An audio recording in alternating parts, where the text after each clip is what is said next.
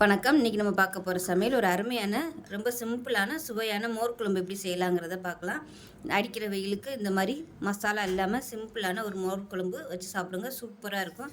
இது கூட ஒரு வறுவல், முட்டை வறுவல், உருளைக்கிழங்கு வறுவல்லாம் வச்சு சாப்பிட்டிங்கன்னா அட்டகாசமாக இருக்கும். வாங்க அதை எப்படி செய்யலாங்கிறத பார்க்கலாம். ஒரு மிக்ஸி ஜார் எடுத்துக்கலாம். 1 டேபிள் ஸ்பூன் துவரம்பருப்பு ஊற வச்சதை சேர்த்துக்கலாம்.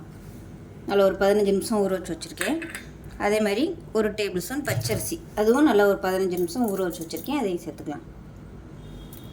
இது கூடவே 1/2 டேபிள் ஸ்பூன் வர கொத்தமல்லி, அதாவது தனியா விதை, அதையும் சேர்த்துக்கலாம். ஊற வச்சு தான் சேர்த்துருக்கேன்.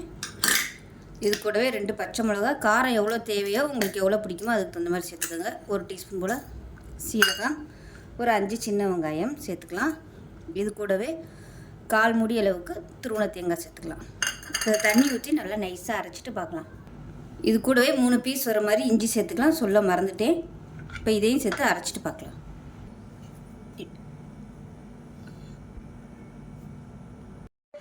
இப்போ ஒரு பேன் எடுத்துக்கலாம். தேங்காய் எண்ணெய் சேர்த்துக்கோங்க. தேங்காய் எண்ணெய் செஞ்சோம்னா மோர் குழம்பு டேஸ்ட்டு சூப்பராக இருக்கும்.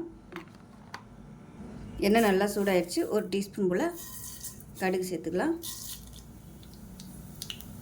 1 டீஸ்பூன் சீரகம், ஒரு 3 வரமிளகாயை கிள்ளிட்டு சேர்த்துக்கலாம். கருவேப்பிலை சேர்த்துக்கலாம்.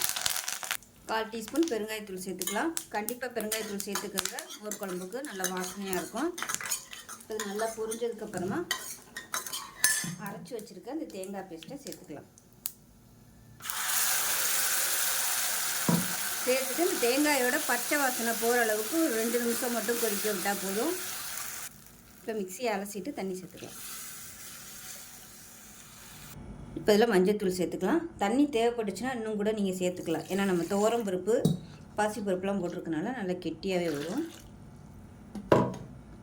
மஞ்சள்தூள் சேர்த்து கலந்து விட்டுக்கலாம். இப்போ கொதிக்க ஆரம்பிக்கல மோர் குழம்புக்கு தேவையான உப்பு சேர்த்துக்கலாம். அடுப்பு நல்லா மீடியத்தில் இருக்கட்டும், ரொம்ப ஹையில் வச்சு கொதிக்க விட வேணாம். அப்பப்போ இப்படி கிளறி விட்டுட்டே இருங்க, இல்லைன்னா உங்களுக்கு அப்படியே கட்டி தட்டும். இப்போ தேங்காய் பச்சை வாசனை போக நல்லா கொதிச்சிருச்சு.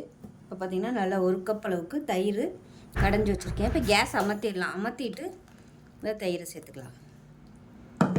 அவ்வளோதான். இப்போ நல்லா மிக்ஸ் பண்ணி விட்டோம்னா அருமையான மோர் குழம்பு ரெடி ஆயிடுச்சு. இப்போ நமக்கு சூப்பரான டேஸ்ட்டில் மோர் குழம்பு ரெடி ஆயிடுச்சு. இதில் நீங்கள் விருப்பப்பட்ட காய்கறிகள் எதுனாலும் சேர்த்துக்கலாம், அருமையாக இருக்கும். இந்த வெயிலுக்கு இது மாதிரி குழுக்குன்னு மோர் குழம்பு செஞ்சு சாப்பிடுங்க, சூப்பராக இருக்கும். ஸோ இந்த வீடியோ பிடிச்சிச்சுன்னா லைக் பண்ணுங்கள், கமெண்ட் பண்ணுங்கள், சேனலை சப்ஸ்கிரைப் பண்ணுங்கள், பக்கத்தில் பெல் பட்டனையும் ப்ரெஸ் பண்ணுங்கள். நன்றி.